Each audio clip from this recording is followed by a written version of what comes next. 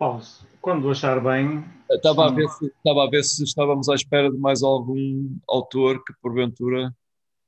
não sei, mas de qualquer maneira são 15h35. Pronto, vamos então Já começar. temos 18 participantes aqui, Bom, temos 11 participantes no YouTube, portanto muito bem, já é uma muito bem, multidão. muito bem. É uma multidão. A partir de dois. eh, vamos então começar e saúdo todos os que estão presentes e também desde já aqueles que vão estar. Eu não consigo aqui aperceber-me exatamente das entradas todas, mas vou-me apercebendo de algumas. Agradeço que tenham comparecido a esta chamada. Eh, Muito obrigado, boa tarde, saúde para todos.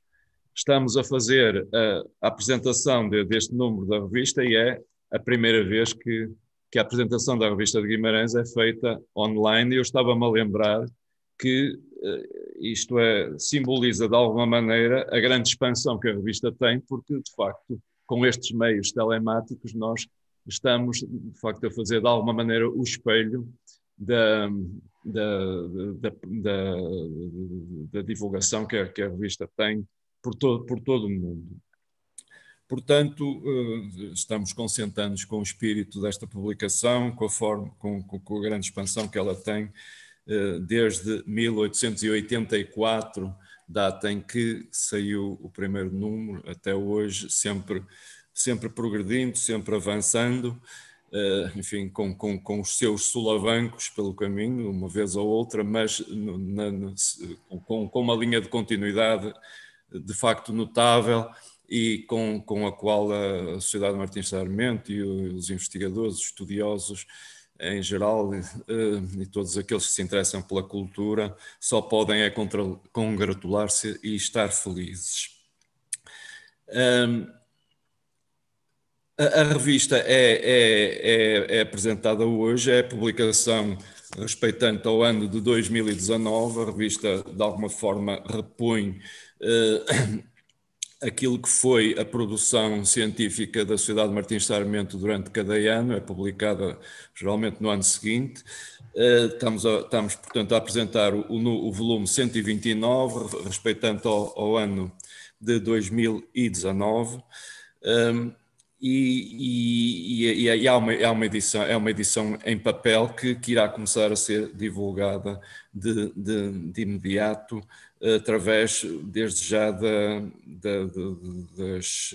das permutas, das numerosíssimas permutas que mantemos com publicações congêneres. Eu queria agradecer de uma forma especial aos autores, estudiosos e investigadores que fazem o conteúdo desta revista, que produziram de facto estudos, trabalhos que aqui são publicados. Sobre isto, naturalmente, os oradores seguintes irão falar detalhadamente. Eu, de qualquer forma, não quero deixar de nomear cada um deles e agradecer pessoalmente a colaboração e o enriquecimento que trouxeram a esta publicação. A doutora Maria Otília Pereira Lage, a doutora Manuela de Alcântara Santos, o doutor Vítor Bonifácio, os doutores Antero Ferreira, Célia Oliveira e Fátima Silva, o comandante José António de Oliveira Rocha e Abreu, a doutora Sílvia Pinto e os doutores Gonçalo Cruz e José Antunes, são de facto os autores que aqui estão publicados neste número. E quero agradecer, felicitá-los pelo trabalho e felicitar o diretor da revista e congratular-me com o trabalho que desenvolveu também nessa qualidade. Como sabem, é o doutor Antero Ferreira, que também escreveu neste número, além da apresentação.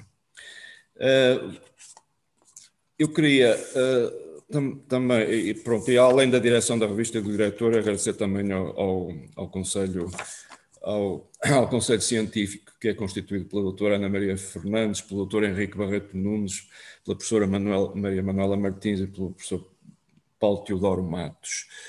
que nos acompanham e que suportam também, do ponto de vista da assessoria como Conselho Científico, esta publicação, contribuindo também com o seu prestígio, com o seu nome para a afirmação da revista de Guimarães. A revista vai ter uma apresentação que especialmente nos é cara, que é feita pelo Sr. Reitor da Universidade de Minho, professor Rui Vieira de Castro, e que fez o favor de aceitar o convite que lhe fizemos e que o fez de uma forma muito generosa e muito espontânea e calorosa, que eu queria assinalar, ficando, portanto, especialmente satisfeito com o facto de termos encontrado também desta vez uma pessoa que nos acolhe e que acolhe com todo o gosto. O professor Rui Vieira de Castro. Eu não vou, como eu já lhe disse ontem, numa correspondência que trocamos, não vou fazer a apresentação do conferencista, eu penso que não é adequado fazer isso numas circunstâncias destas, mas todos sabemos que é um académico de prestígio, exerce atualmente as funções de reitor da Universidade do Minho, já há uns anos, e isto já no corolário de uma carreira que além de ser uma carreira académica, é também uma carreira ligada à própria gestão, à administração das instituições do ensino superior, especialmente da Universidade do Minho, onde é professor nas áreas do ensino e das línguas e da linguística. Mas realmente é também uma pessoa ligada à Sociedade de Martins Sarmento por motivos também institucionais em especial, através da universidade, porque é muito estreita a colaboração que a Sociedade de Martins Sarmento mantém com a Universidade do Minho, especialmente através do Instituto, que é uma unidade diferenciada da Universidade, a Casa de Sarmento, mas também através de outros protocolos de colaboração, de genéricos e também específicos na área das bibliotecas, na área da arqueologia, através da unidade de arqueologia. Portanto, nós estamos com o professor Rui Vieira de Castro e estamos também com alguém que de alguma forma nos pertence por estas vias. A Casa de Sarmento é também uma instituição a quem quero agradecer, porque também tem uma colaboração importante nesta revista, através, digamos, de aspectos da sua própria produção.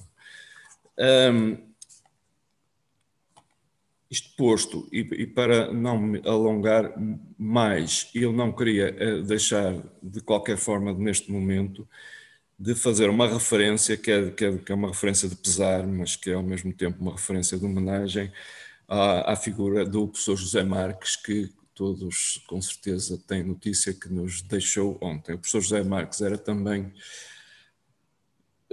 uma pessoa ligada à Sociedade de Martins Sarmento, era um sócio correspondente da sociedade, tinha também alguma história importante de colaboração com esta casa, através de publicações na Revista de Guimarães, de participação em eventos culturais e científicos que a sociedade promoveu.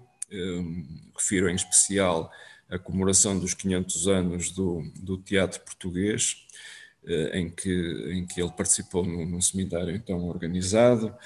Era, como sabemos, uma figura importante, um académico de grande prestígio, de grande valor e com obra extensíssima publicada. É, portanto, uma perda grande nas áreas dos arquivos, das ciências documentais, especialista em paleografia. Enfim, deixa-nos um trabalho enorme, de grande profundidade e, sobretudo, um exemplo também de trabalho afincado e incansável. Portanto, ao professor José Marques, a nossa homenagem, o nosso agradecimento e ficaremos com ele. não lhes tomarei realmente mais tempo por agora. Vou pedir então ao diretor da revista, ao Dr. Antero Ferreira, que faça o favor de dar o seguimento desta sessão e depois, enfim, convocar o nosso apresentador, o professor Rui Vieira de Castro. Muito obrigado a todos, até já. Obrigado e boa tarde a todos. São só breves palavras, no fundo, de satisfação por a Sociedade de Marchamento conseguir lançar, nestes tempos tão conturbados, mais um número da revista e manter esta periodicidade que para nós é muito importante, e depois também para a projeção que a revista tem. Dar conta que a revista, como o Presidente da Sociedade já referiu, o Dr. Paulo, é uma montra da atividade científica da Sociedade de Marchamento, mas não só, também atrai colaboração de especialistas de várias áreas, o que nos deixa ficar, sem dúvida, muito satisfeitos. E uma nota também de agradecimento, um agradecimento muito especial aos autores pela sua colaboração, que enriquece, sem dúvida, este número da revista, e sem eles seria impossível estar a levar a cabo esta tarefa, e também pela sua paciência, que no fundo, e o acolhimento que foram tendo às nossas sugestões e às nossas revisões que íamos fazendo ao longo do tempo. Deixa-nos também muito satisfeitos, como o Dr. Paulo já referiu, no fundo, o prestígio que a revista conserva ao longo de mais de um século. Sem dúvida será uma das revistas portuguesas nesta área com mais longa atividade. Além dos autores, eu queria destacar também, no fundo, todo o apoio que a direção dá a este projeto, porque de alguma forma tem sempre um encargo importante para o orçamento da sociedade, e também a todos os colaboradores da Sociedade de Sarmento e da Casa de Sarmento, que investem muito na produção ou na edição deste número. Como o Dr. Paulo disse, portanto, o professor Rui Vieira de Castro vai apresentar de seguida o número da revista. No final, abriremos um espaço para algumas questões ou algumas opiniões que queiram apresentar. Pediremos às pessoas que levantem a mão na aplicação, para eu poder gerir essa situação e vos poder dar a palavra. E então passaria a palavra ao professor Rui Vieira de Castro. Muito obrigado, Dr. Antero. Eu queria começar por agradecer o convite que me foi feito para estar aqui nesta sessão de apresentação do volume 129 da revista de Guimarães. Queria cumprimentar o Presidente da Direção da Sociedade, o Dr. Paulo Vieira de Castro, o Dr. Antero Ferreira, que dirige a revista, a Senhora Vice-Presidente da Câmara Municipal de Guimarães, a Dra. Adelina Paula Pinto, os autores que estão também nesta sessão e, evidentemente, todos aqueles que nos vão seguindo através da internet. Queria, seguindo, aliás, aquilo que fez o Dr. Paulo Vieira de Castro, prestar homenagem ao professor José Marques, que ontem nos deixou, de facto um académico ilustre, uma figura maior da cultura portuguesa, como foi referido, um colaborador da Sociedade de Martim Sarmento, também um amigo da Universidade do Minho, e enfim, é mais uma perda para todos nós, aquela que decorre do seu passamento. Agradeço uma vez mais então o convite para estar presente nesta apresentação. Eu vou estruturar a minha intervenção em dois momentos principais, um conjunto de considerações preliminares, assumidamente sob a forma de elogio, e depois uma referência mais específica a este número da revista de Guimarães, procurando percorrer rapidamente, de uma forma rápida, sintética, o seu conteúdo, fazendo algumas anotações aos vários artigos que a compõem, sobretudo na perspectiva de sublinhar aquilo que me parecem ser aspectos principais de cada um dos textos, muito na perspectiva de procurar por aí, também essa é a minha expectativa, criar alguma apetência pela sua leitura. Os elogios que eu entendo que é justo fazer, e fazer neste momento em que se apresenta mais o número da revista. O elogio da própria revista, não é? E do projeto que ela representa. Por aquele que é o seu objeto, assumido desde sempre, o conhecimento científico e a promoção da sua divulgação, pela perenidade do próprio projeto. Mais de um século de vida é expressivo, certamente, para uma publicação deste género, e esta permanência é certamente possível, por um lado, porque há quem, ao longo das décadas, tenha sido capaz de assegurar a manutenção do projeto, mas também porque há um significado próprio que ele tem, um sentido que ele ganha e que está certamente na base desta permanência.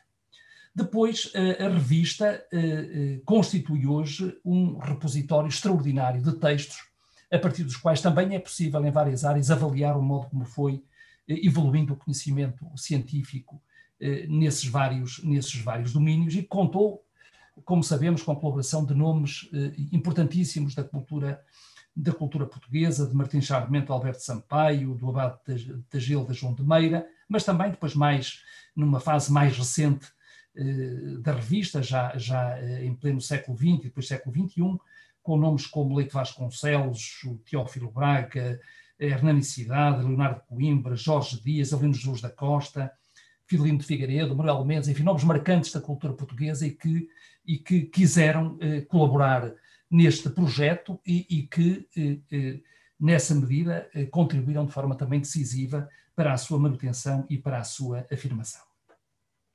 Elogiar a revista é também elogiar a casa, não é? De que a revista de Guimarães constitui órgão, a Sociedade Martins Sarmento, que é uma instituição de referência não apenas no município, para o município de Guimarães, para a cidade de Guimarães, mas eu diria que o é certamente para o nosso país, pelo trabalho que vem de forma continuada desenvolvendo ao longo dos tempos.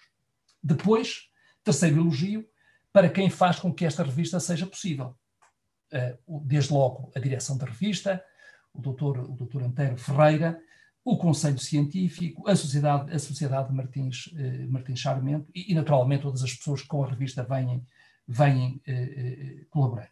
Queria, no entanto, a este propósito ainda, fazer notar o papel que na divulgação da própria revista a Casa de Sarmento vem fazendo. A Casa de Sarmento é um projeto conjunto da Universidade do Minho, da Sociedade Martins Charmento e do município de Guimarães, que tem, entre outros objetivos, o de apoiar o desenvolvimento da missão cultural e científica da Sociedade Martins Charmento. E é assim que temos assumido entre nós.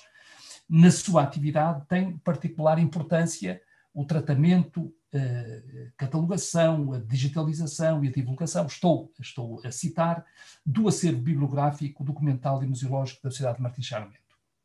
E é aqui que a atividade que vem sendo feita de divulgação em acesso aberto de todos os números da revista de Guimarães constitui um contributo único para tornar público um património riquíssimo e que permite, por essa via, uma apropriação mais fácil, mais imediata por parte de todos aqueles que se interessam pelas matérias que têm sido objeto da revista de Guimarães. Portanto, quando estamos hoje aqui a fazer estamos nesta sessão de apresentação desta revista, estamos a celebrar, evidentemente, a revista, mas estamos a celebrar bastante mais do que isso. Estamos a celebrar um projeto editorial perene. Estamos estamos a celebrar uma instituição que tem sabido interpretar de uma forma única o seu papel como promotora do conhecimento, promotora da cultura, promotora da ciência, como é o caso da Sociedade Martins Sarmiento. Em relação, então, agora ao volume 129 da revista. A revista tem, para lá da apresentação, que é feita pelo seu diretor, pelo Dr. Antero, e da listagem das publicações catalogadas na Biblioteca da Sociedade Martins Sarmiento, que é, aliás, um exercício interessante que a revista faz e que nos permite perceber a fluidez das relações entre a sociedade e várias outras entidades do nosso país, dedicadas à comunicação, à informação, à divulgação, também à divulgação científica, e a lista dos premiados na festa de 9 de março, que é o dia em que a Sociedade Martins Sarmiento festeja o nascimento do seu patrono. E esta é uma cerimónia de grande significado na atividade da sociedade, porque vinca bem o papel que ela tem enquanto promotora da educação, enquanto promotora, e a expressão inicial é da promotora da instrução popular no Conselho de Guimarães. O corpo da revista é naturalmente composto por um conjunto de artigos de natureza científica, de natureza académica, e é sobre eles que eu agora, como há pouco disse, me procurarei pronunciar de forma necessariamente abreviada, esperando não distorcer aquilo que são os objetivos e as posições dos vários autores, antes procurando, como também referi, sinalizar alguns dos aspectos que me parecem mais marcantes em cada um deles. O diretor da revista, na apresentação que faz dos textos, assinala a sua natureza de textos, de documentos evocativos de personalidades que deixaram marcas na história. Sendo, na verdade, assim, também é verdade que são diversas as personalidades que são de alguma forma invocadas, que são convocadas, são diversos os seus tempos, são diferentes as aproximações que os autores adotam e é também diferente o contexto tornado objeto. E, portanto, é esta luz que eu me proponho agora fazer algumas considerações sobre este conjunto de 7 artigos, que, na sua larga maioria, perspectivam os séculos XIX e XX, e uma geografia em que a região norte do nosso país, e particularmente Guimarães, são centrais. O primeiro artigo intitula-se O Cerco do Porto, contado por uma testemunha, o Coronel Owen, Evocação e Memória Histórica em Raul Brandão, e é da autoria de Maria Otília Pereira Lage, que se encontra aqui connosco. O texto é composto por 3 secções, uma primeira que constitui uma aproximação ao Cerco do Porto, ao evento Cerco do Porto, e à luta pelas liberdades que lhe estava associada. Num segundo momento, procede-se à apresentação desta narrativa militar de que é autor o Coronel Owen, e faz, evidentemente, depois a autora detém-se, em particular, sobre a edição que tem prefácio e notas de Raul Brandão e que foi publicada em 1915, procedendo a uma interpretação do aparato crítico e do paratexto que integra esta edição do Cerco do Porto. E, finalmente, faz a autora algumas considerações a propósito da praxis e da divisão histórica de Raul Brandão. O artigo inscreve primeiro o Cerco do Porto no seu contexto, num tempo histórico em que, e a autora cita-o no dizer feliz de Almeida Garrett, acaba o velho Portugal e começa o novo.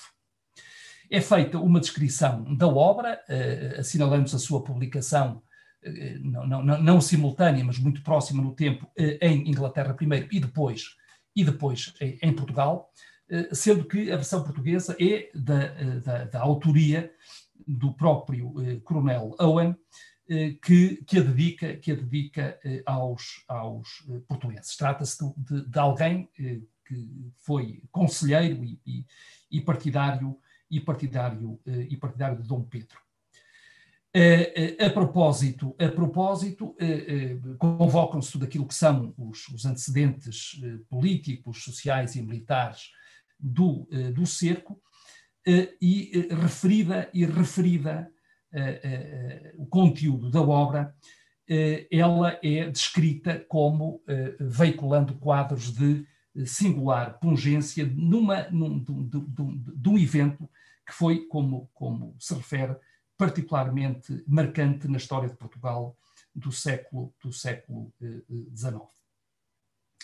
A edição que depois é tomada como objeto é uma edição que data de 1915, como já referi, tem prefácio e notas de Raul Brandão, e é sobre estes dois documentos que a autora se debruça particularmente.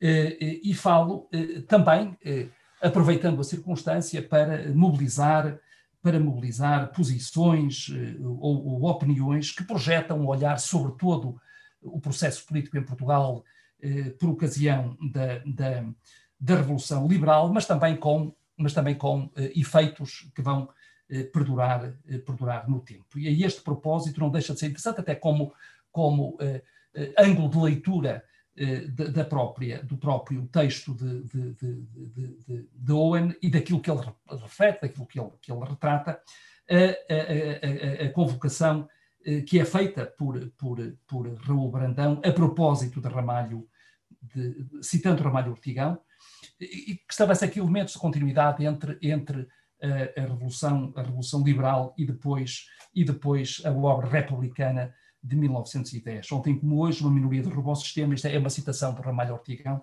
que é convocada no texto de Raul Brandão. Ontem como hoje, uma minoria derrubou o sistema, desde 1820, que essa minoria audaciosa domina o país. Porquê? A resposta é simples: o país não existe, existe o Terreiro do Paço.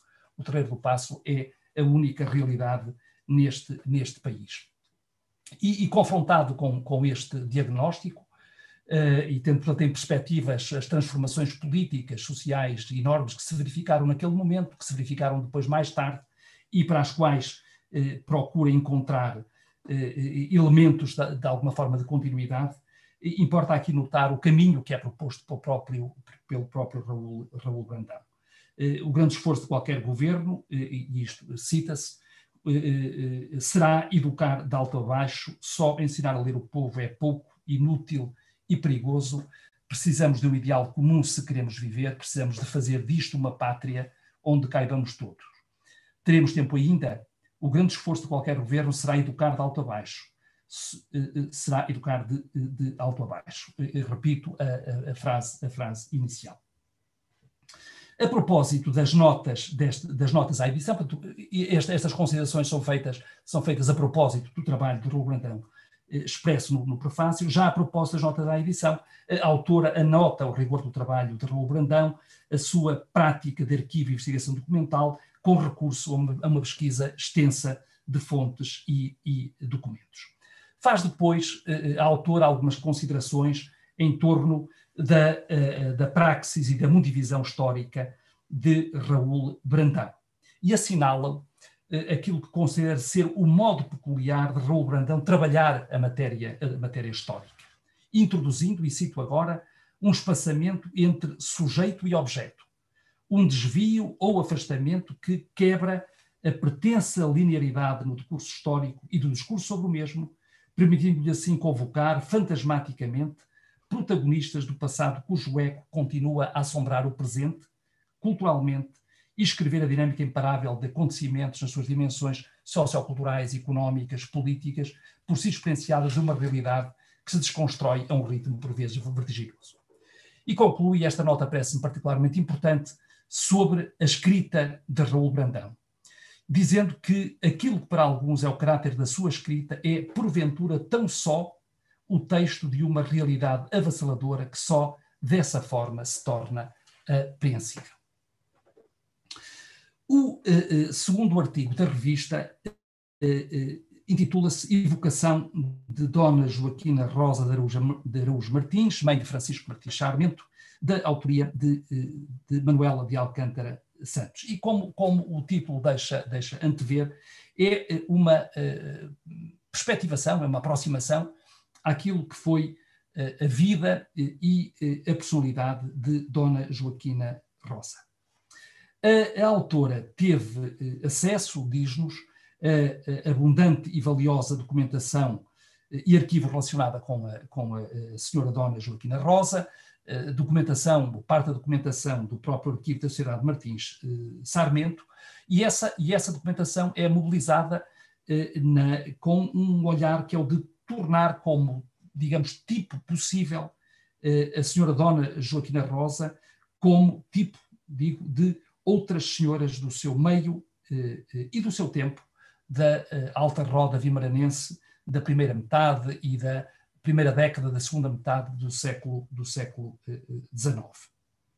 É, portanto, de alguma forma, um projeto de reconstituição, de reconstrução biográfica, aquele a que a autora procede, caracterizando as origens familiares de Dona Joaquina Rosa, descrevendo a sua vida do casamento à viuvez.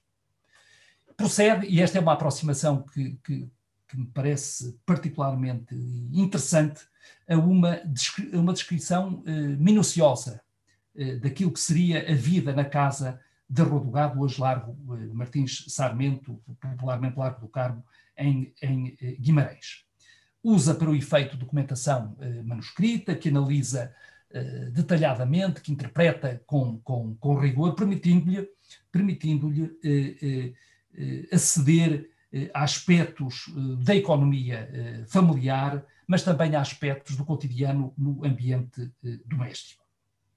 E este conjunto de dados que são compulsados e que traçam um perfil de uma senhora com uma personalidade forte, profundamente organizada, também muito ciosa do controle sobre a sua vida e daqueles que a rodeiam, tem um efeito que a autora não deixa de assinalar na parte final do seu texto. E conclui dizendo que a mãe deve, e agora estou a citar, que a mãe deve, Francisco Martins Sarmento, em grande parte, ter herdado um património que lhe permitiu durante toda a vida dedicar-se a estudos de arqueologia e de história, sem necessidade de qualquer atividade remunerada. E não deixa de ser curioso que nos seus cadernos de notas, das explorações arqueológicas ou de experimentação fotográfica, se reconheça o mesmo cuidado com o registro, o mesmo rigor e minúcia que encontramos no livro de razão de Dona Joaquina, incluindo, enfim, que inclui e que permite, de facto, este exercício de identificação, de caracterização daquilo que foi a sua vida, do que foi a sua atividade. E este efeito, não é, dessa mesma atividade, este efeito na configuração, na conformação de um determinado modo de estar, de olhar, de ver o mundo, não terá sido certamente um efeito menor, não é, do exemplo da mãe sobre o filho Francisco Martins Sarmento. O terceiro artigo que aparece na revista intitula-se Ser ou não ser cientista, amadores no século XIX, é da autoria de Vítor Bonifácio. Este artigo objetiva aquilo que nós podemos qualificar, e que aliás o próprio autor qualifica como dinâmicas científicas que têm lugar ao longo do século XIX, fazendo através da atenção que vota a duas personalidades, José Joaquim Pereira Caldas, que viveu entre 1818 e 1903, e João de Moraes Pereira, que viveu entre 1855 e 1908. O autor inicia o seu texto por uma digressão de natureza lexicográfica em torno da palavra cientista, procurando identificar as suas primeiras ocorrências em Portugal, dicionarizada a palavra pela primeira vez já mesmo no fechar do século XIX, embora se registre mais cedo num artigo de Ricardo Jorge, sendo certo que esta ocorrência desta palavra nesta altura é posterior àquela que se encontra em textos produzidos no Brasil. Esta introdução entendo-a como uma forma de marcar aquilo que é um processo tardio também de constituição do nosso próprio sistema científico, que tem, em qualquer caso, uma expressão de desenvolvimento importante ao longo do século XIX e que leva, de facto, ao aparecimento de um conjunto de profissões associadas de forma mais direta ou mais indireta à atividade científica, à produção e à divulgação do conhecimento científico. E esta construção que vai ocorrendo por esta via, que tem de facto um salto importante entre nós no século XIX, tem correspondência no aumento do número de pessoas interessadas na atividade científica, ainda que não exerçam propriamente a atividade como cientistas. E neste quadro se estabelece esta relação entre as comunidades mais profissionais e as comunidades amadoras, se é que se pode falar neste último caso de comunidade. Parece, porventura, que dificilmente talvez o possamos fazer, sendo certo que existem relações entre estas comunidades e pessoas. E é a esse propósito que o autor se vai então debruçar sobre estes dois portugueses do século XIX, José Joaquim Pereira Caldas, de Vizela, e João de Moraes Pereira, açoriano, procurando construir a partir das biografias, enfim, tanto quanto é possível determiná-las, aquilo que seriam os atributos de estes amadores, no sentido mais radical da palavra amador. Ambos foram professores do liceu. Ambos tinham, e este é um aspecto que me parece particularmente interessante e também sinal da enorme apetência e curiosidade destas pessoas, ambos possuíam bibliotecas notáveis e ambos foram capazes de desenvolver uma atividade multiforme em variadíssimas áreas, para lá daquelas em que desenvolviam a sua atividade profissional como professores. Conclui o autor dizendo que, ao longo do século XIX, de facto, o desenvolvimento da ciência e da tecnologia acarretou o aparecimento de novas profissões relacionadas com a atividade de investigação, e isto arrastou também consigo uma redefinição do papel das comunidades amadoras e também a uma progressiva desvalorização deste conceito de amador. Sendo certo, e isso o autor fala notar, que ainda hoje essa relação é uma relação dinâmica. E é muito interessante verificar que, à medida que vai ganhando corpo, consistência, expressão e com sucessivos desdobramentos o conceito de ciência aberta, e sobretudo no seu âmbito de ciência cidadã, as relações entre as comunidades profissionais ligadas à investigação e os cidadãos e os amadores têm vindo a ganhar, nos dias que correm, novos contornos. O artigo 4º da revista Um Grito de Alarme, o Estado Sanitário de Guimarães, 1918-1919, da autoria de Antero Ferreira, Célia Oliveira e Fátima Silva, é um daqueles textos a que nós somos tentados a ir imediatamente quando consideramos o índice da revista, dada a situação particular que o nosso país e o mundo em geral se encontra a viver nos nossos dias. O artigo faz o quê? Analisa o estado sanitário de Guimarães nestes dois anos, estudando o impacto de pandemias que ocorreram, não apenas na cidade e no concelho de Guimarães, mas também em toda a região.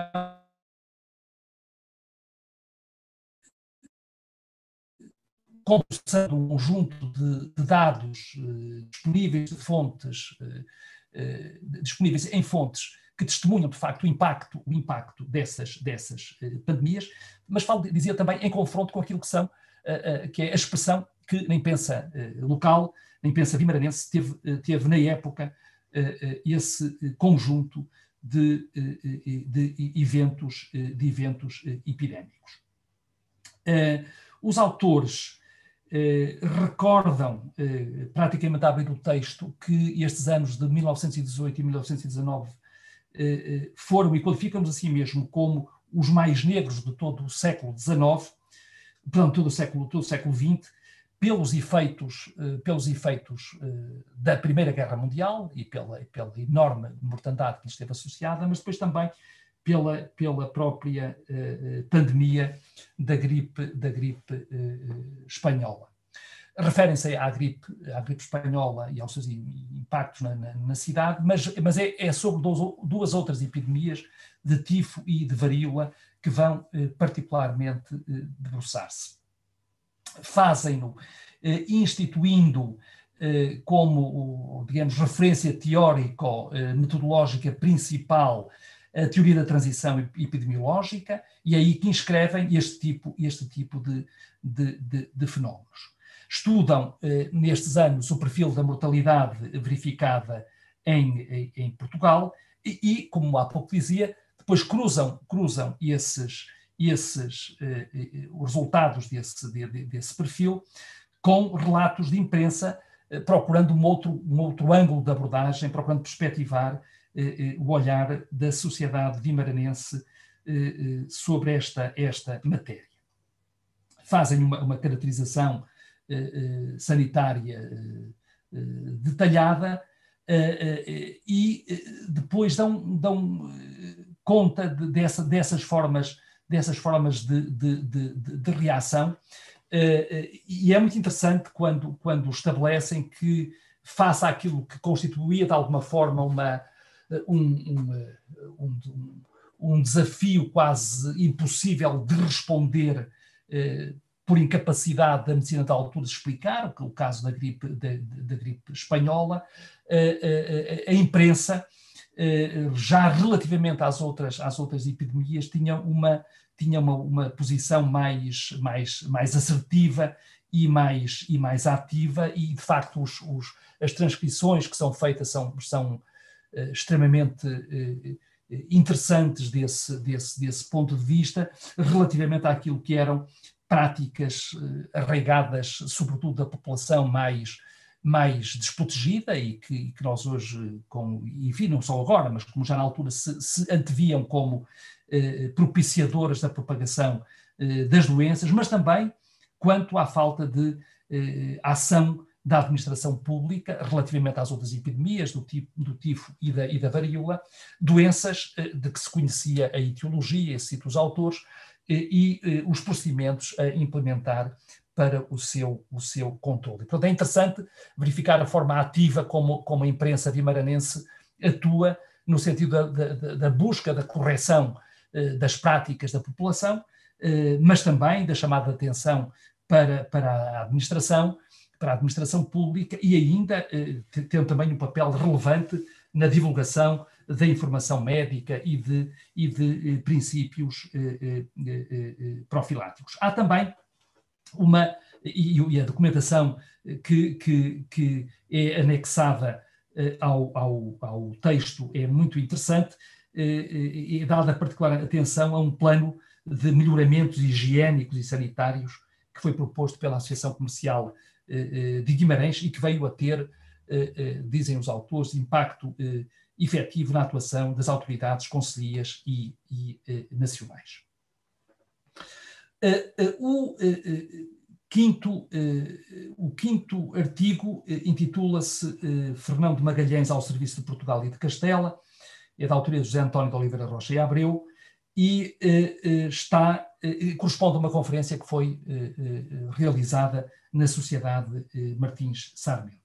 É um trabalho que está alicerçado em vários outros trabalhos sobre o tema, de natureza que procuram, de diferentes ângulos, também reconstituir aquilo que foi a biografia, ou aquilo que é a biografia possível de Fernão de Magalhães, e enfim, entre esses autores vão desde Stefan Zweig até, mais recentemente, Gonçalo Cadilha, e aquilo que o autor faz é propor-nos uma revisitação da vida de Fernão de Magalhães.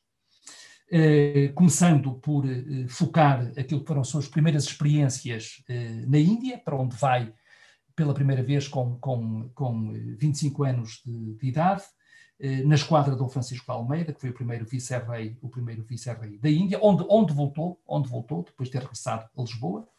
Recorda também o autor a sua participação na conquista de Azamor, e depois descreve com algum detalhe todo o processo que conduziu à sua colaboração com o rei de Castela, após a recusa de Dom Manuel I, em 1516, em corresponder àquilo que eram projetos de Fernão de Magalhães.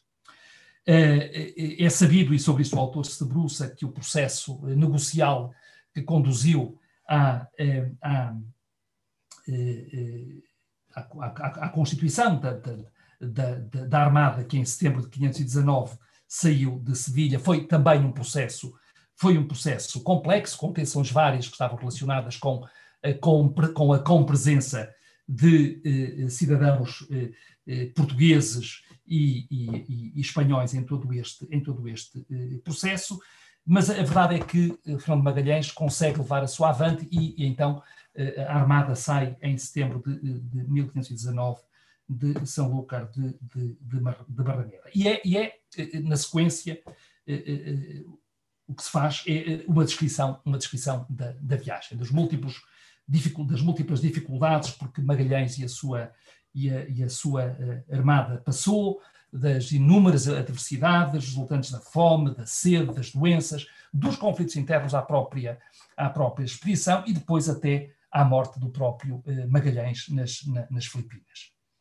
E recorde-se, isto é uma nota que é deixada pelo autor, que dos 5 navios da armada inicial regressaram a Sevilha, dos 265 homens iniciais, 18, num único navio praticamente desfeito, em setembro de 1522, 3 anos depois da sua saída de Sevilha. O artigo 6º da autoria de Silvia Pinto intitula-se Imprensa em Guimarães, do século XIX à atualidade. E é um levantamento e uma caracterização muito interessante do que foi a vida da imprensa periódica em Guimarães. A autora enquadra este estudo mais focado na experiência específica, concreta dos jornais de Guimarães, numa caracterização da imprensa periódica portuguesa e mobiliza sobretudo o trabalho de José Manuel Tengarrinha. Recorde-se, e a autora fala, a primeira publicação jornalística em Portugal foi a Gazeta da Restauração, assim o estabeleceu o Dr. José Manuel Tengarrinha, publicada entre 1641 e 1647, com um objetivo muito claro de propagandear a restauração da independência. A verdade é que no século XVIII a imprensa portuguesa periódica, a autora a isso se refere também, mobilizando várias fontes, era já diversificada, incluindo jornais de vários tipos, pois certamente noticiosos, mas também de divulgação, de cultura, de entretenimento, literários, históricos, científicos, entre outros, e aqui a fonte é também José Manuel Tengarrinha. O século XIX é de facto marcado por um importante incremento dos periódicos, e com o aparecimento de muitos jornais especializados, também médicos, científicos, culturais, desportivos, e com uma crescente importância da imprensa regional e local. E é esta a porta de entrada que a autora adota para depois se focar mais em particular na imprensa vimaranense. Cita o padre Ferreira Caldas, identificando a década de 20 do século XIX como o momento em que é implantada em Guimarães a imprensa. São referidas 3 publicações, apenas de uma há notícia suficiente, ou há documentação, há evidência, o Azemel Vimaranense. Sendo assim, Guimarães é a 4ª cidade do país com imprensa local, que até então estava basicamente limitada a Lisboa, ao Porto e a Coimbra. A autora menciona depois as instituições que possuem coleções relevantes em imprensa periódica vimaranense, e aqui ganha relevo maior, uma vez mais, a Sociedade Martins Sarmento, embora também o Arquivo Municipal e a Biblioteca Municipal de Raul Brandão possuam fundos de imprensa local. Estabelece, e enfim, não vou agora entrar em detalhes sobre as características, dos jornais, mas a verdade é que contabiliza, desde o aparecimento do periodismo em 1822, para Guimarães 120 periódicos, o que é um volume notável. 50 fundados no século XIX, cerca de 70 no século XX e 4 já no corrente século XXI. Procede a autora a uma análise detalhada dos períodos que tiveram maior relevo em cada século e falo, procurando também inseri-los no ambiente social e político das respectivas épocas, que muitas vezes explicava quer o aparecimento, quer o desaparecimento, quer a transformação dos jornais. E conclui a autora que o percurso histórico da imprensa vimaranense acompanhou o progresso económico e social da cidade, traduzido pelo aumento da publicação de jornais e revistas e pelo desenvolvimento da sua estrutura noticiosa. O último artigo de Gonçalo Cruz e José Antunes é um relatório, julgo que assim se poderá caracterizar, sobre trabalhos arqueológicos na Citânia de Briteiros, campanha de 2019. Neste texto são, sobretudo, descritos os trabalhos realizados na Citânia, nesta ocasião, numa campanha promovida pela Sociedade Martins Sarmento em colaboração com a Universidade do Minho. São trabalhos que vêm na sequência de sondagens que tinham sido realizadas na campanha de 2018, mas são trabalhos que parece ganharem especial importância à luz daquilo que os autores assinalam, designadamente quando, depois de considerarem que após as escavações realizadas na Acrópole da Citânia entre 2005 e 2014, assim como nos 2 balneários, se torna importante obter evidências materiais da ocupação e evolução de outros pontos deste grande castro, isso terá sido conseguido através dos resultados desta campanha. Na verdade, concluem que os dados revelados por esta escavação de 2019 vieram reorientar a interpretação do conjunto que foi objeto de estudo, trazendo à luz o espaço de habitação e trabalho de uma família de agricultores. E fazem notar, não que este facto seja excepcional na Citânia, pelo contrário, mas nunca até agora tinham aparecido neste castro vestígios tão concretos do processamento de produtos agrícolas, no que, assim cremos, nos irá ajudar a perceber como se organizava o trabalho e o aproveitamento do recurso da terra, bem como clarificar as transformações operadas no povoado. Desse ponto de vista, esta campanha terá constituído um sucesso e vai-nos recordar a natureza inacabada do trabalho que permanentemente sobre este património absolutamente único deve continuar a ser feito. Em síntese, olhando para esta revista, o que nós temos é um número mais que faz jus ao projeto e à história da revista de Guimarães, pela diversidade de objetos que são selecionados, naturalmente, como disse no início, com um olhar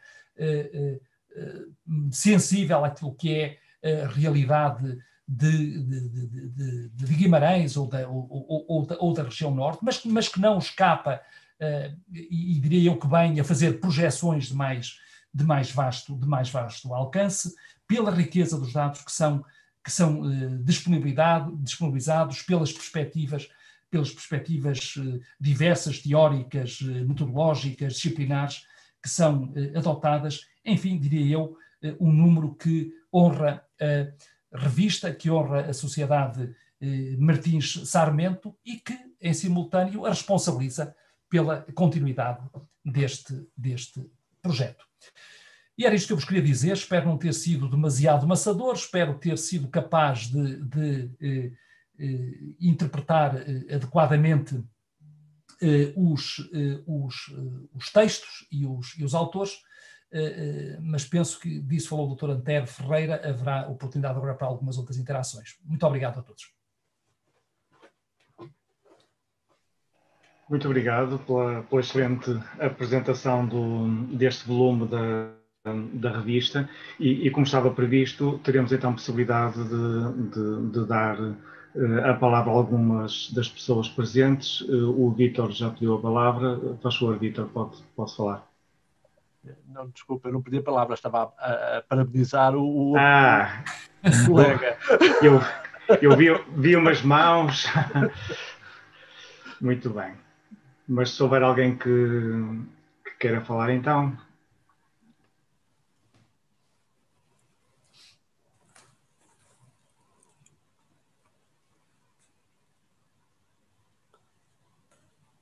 Está tudo intimidado com a brilhante apresentação. Não era de toda essa a ideia. Não é?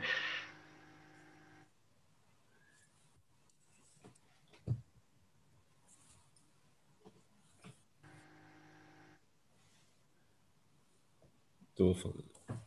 Tem som? Tem. Ok. Não, eu estava a ver se realmente alguém queria intervir.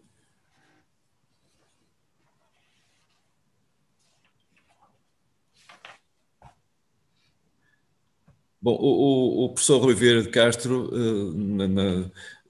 realmente fez e não fez tudo quanto disse na conclusão da sua intervenção. Realmente foi excelente a intervenção ou a apresentação que nos deixou. Leu a revista com todo o cuidado, que é uma coisa que eu ainda não fiz, confesso. Portanto, muito obrigado pela minha parte nesse aspecto. E de certeza absoluta que estamos todos entusiasmados para podermos ler estes artigos, pela ordem que depois cada um irá escolher, porque realmente é como disse, nós olhamos para o índice e de facto temos sempre tendência para ir àqueles locais que nos dizem mais alguma coisa no imediato. Agora, enfim, pela ordem que escolhermos, acabaremos com certeza por percorrê-los a todos. Eu queria realmente também, já agora, aproveitar para sublinhar o aspecto que no início da intervenção referiu, quanto ao 9 de março e à sua importância. De facto, nós em 2020 não tivemos o 9 de março na forma tradicional e tudo leva a crer que em 2021 vai acontecer exatamente a mesma coisa, infelizmente.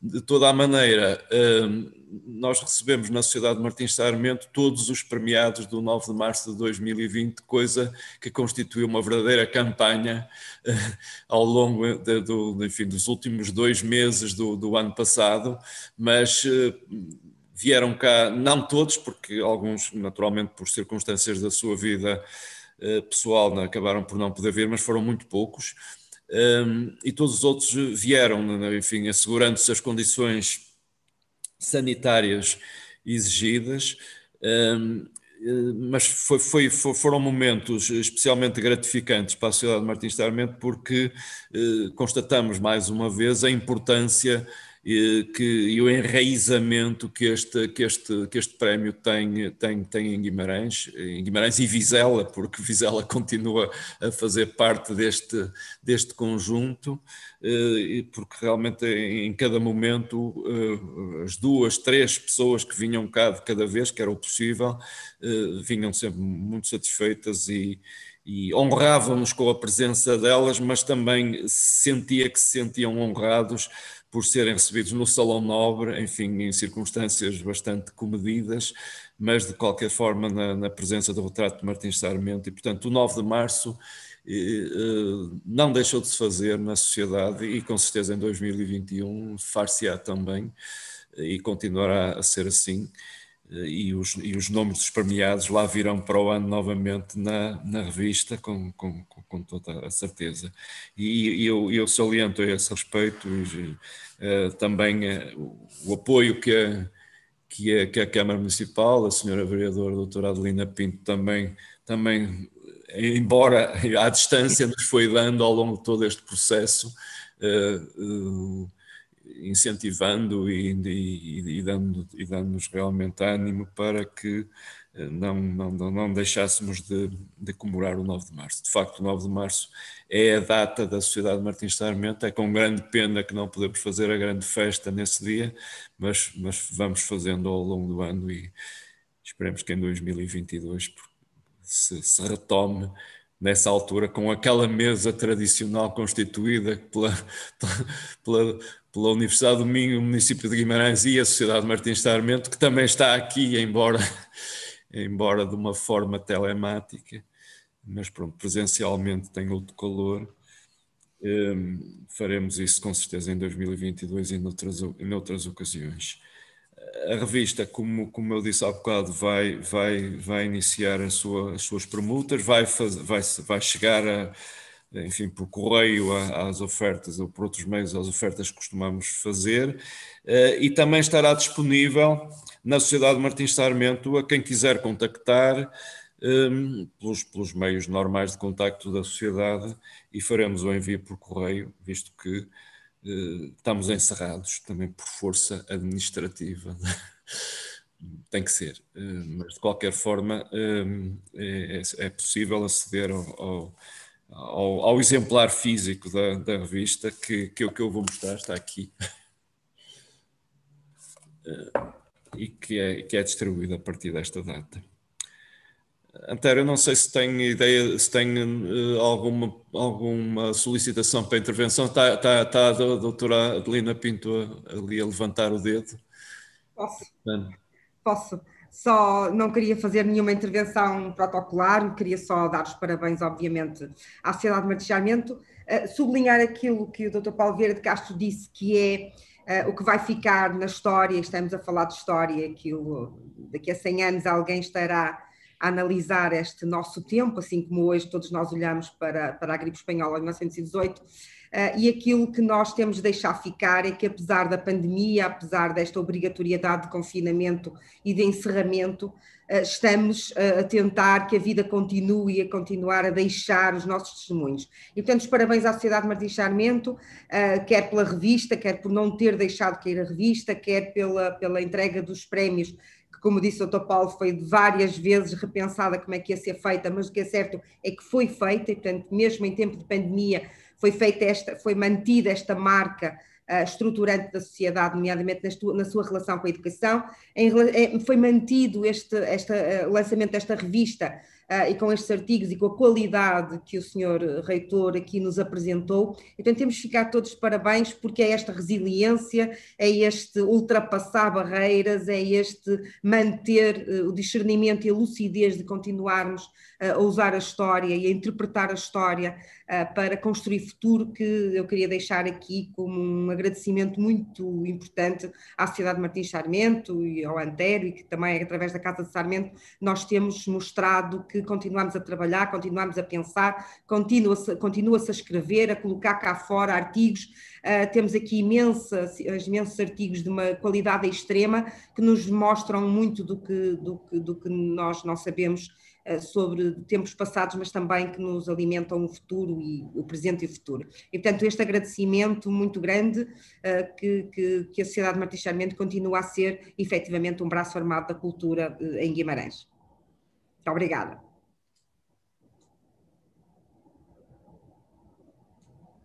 Muito obrigado, doutora Adelina, pela sua intervenção. Muito obrigado pelo seu estímulo mais uma vez. Vamos ficar então por aqui. As minhas últimas palavras são de agradecimento mais uma vez e de uma forma especial aos autores que publicaram os seus textos nesta revista. Boa tarde, saúde para todos e até um dia destes. Muito obrigado. Obrigada. Obrigado. Boa tarde, muita Boa saúde tarde a todos. Adeus. Boa tarde a todos. Obrigado, boa tarde.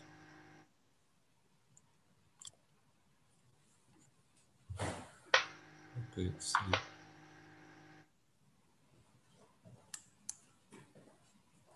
saiu da reunião.